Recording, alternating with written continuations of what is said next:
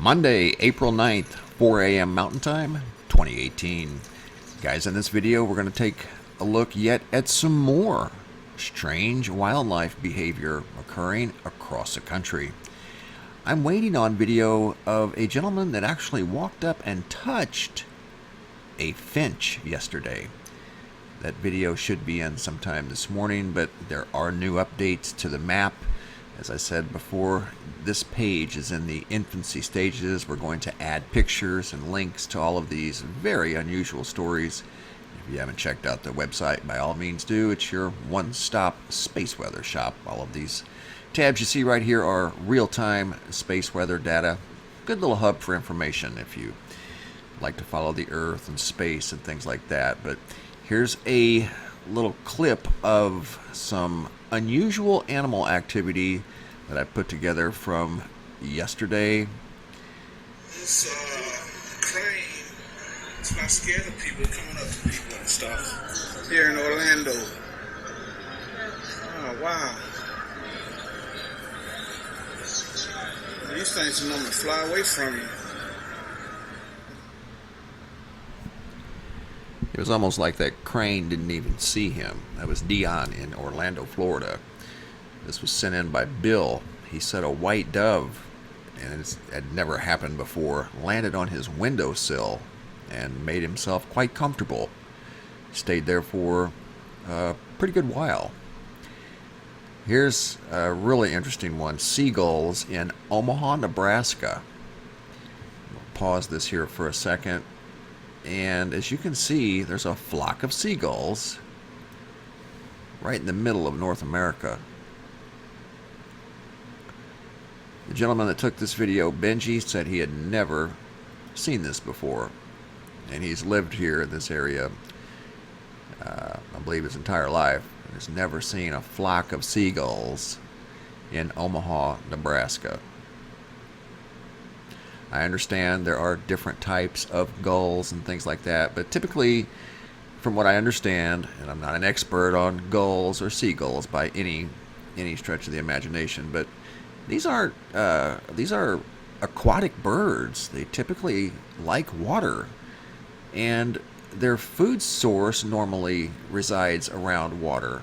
I think, like I said, I'm not an expert on these birds, but to see a flock of seagulls in Omaha, Nebraska would be the last place, really, I would think I would see seagulls. I mean, there's no ocean for hundreds of miles in either direction.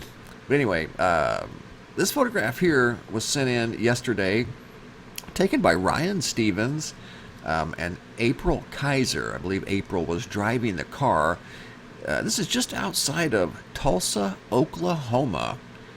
And look at the split sky phenomenon once again. I mean, that's incredible. Driving down the freeway just outside of Tulsa, Oklahoma, and there's the split sky again. So, an amazing photograph. Thank you guys for sharing. Once again, that's out of Tulsa, Oklahoma, taken by Ryan Stevens and April Kaiser. Here's a little closer look at it. Just split right down the middle. Got a dual sky once again. And we've been seeing this phenomenon, like the wildlife. That phenomenon, too, has been rather common here as of late. I want to... here's another picture of a white dove that came right up close to Bill. This is in Pennsylvania. And he had never seen anything like that at this place. He's lived here his whole life, never ever seen a white dove do that. It was just unusual behavior. And here is this is a email from Benji. This is the man that took the video of the seagulls in Omaha. And well, I asked him, if he'd ever seen them there before. And he said no. And he said there's no sea even close in Omaha. There is the occasional gull every now and then at the lake, but I'm not near any lakes.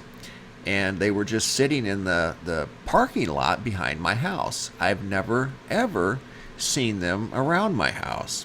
There was an antique show at this area over the weekend called junk stock, and the gulls were flying low around the tops of cars in the parking lot. Sparrows were just sitting on the cement looking at people, not afraid. And there were giant flocks of robins, question mark, like he was very confused. And that's something else, too, that Bill commented on, the gentleman that saw the white dove. He said they had robins all winter long in the location he resides at in Pennsylvania. Back to Omaha, other people there were noticing the unusual bird behavior as well, especially the gulls. He said, my thought, they are expecting some sort of a possible tidal wave or something that they're sensing from these coastal areas, and the birds are coming inland. It was just a thought that he had as to maybe why these birds were so far out of bounds. This is in regard to a incident. There were no pictures, but it regards raccoons that we've discussed several days this past week. It says, hello, I saw your video yesterday or the day before about the zombie animals. My bookkeeper, who lives in Tujunga, California, was over at my house yesterday afternoon. During a break, we were chatting, and she told me that she was used to having wild raccoons around her backyard, but the day before, something odd had happened. This is an email I received yesterday. Usually, they are very wary of humans, but this one raccoon had come right up to her husband. No fear. It seemed disoriented, but other than that, showed no signs of illness or anything. They called animal services, who came and picked up the raccoon, and said that they had picked up several other raccoons in the area displaying the same symptoms.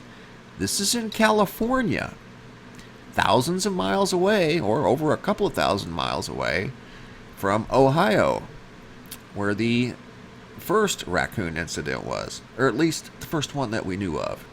Animal services were diagnosing it as distemper once again. I told my girlfriend about your video and the supposed outbreak of raccoon distemper, and not to believe everything that she's told so readily. So you can put Tujunga on your map. And I did. Tujunga is, in fact, on the map now. Another email I received in regards to birds from right out here in St. John's, Arizona. Birds of all different kinds, blue jays, sparrows, turtle doves, etc., have been flying, crashing into our large windows. Fatally crashing into the windows at an alarming rate. St. John's, Arizona. They're used to seeing birds every year, like we all are.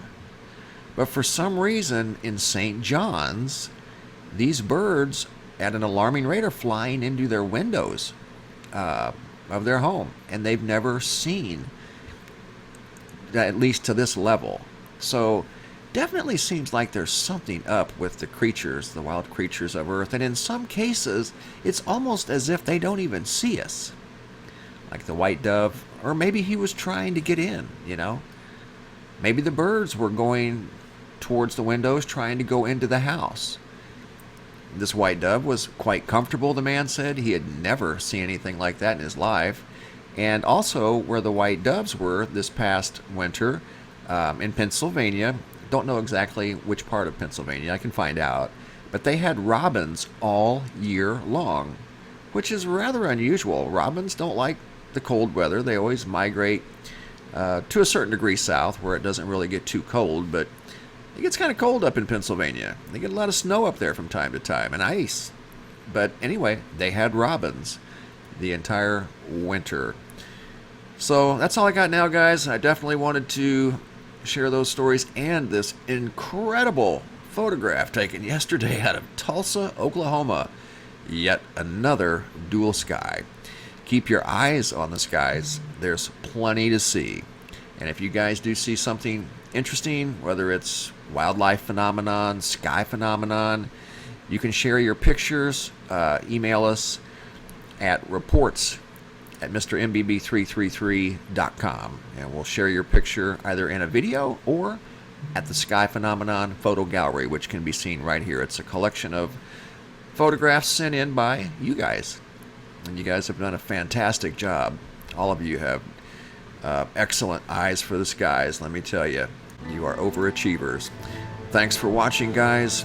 Have a great day, and be safe out there.